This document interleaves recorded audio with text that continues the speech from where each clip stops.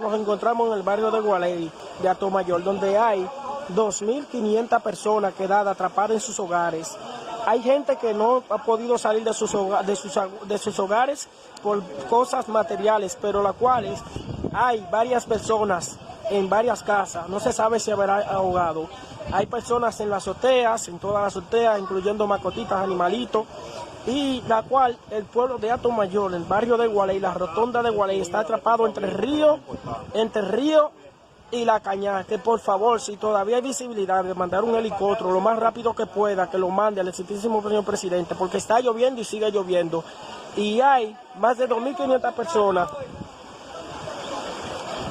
Vean la visualidad, es una segunda planta y ya está por la mitad. Por favor, miren. Eso es lo que hay, por favor.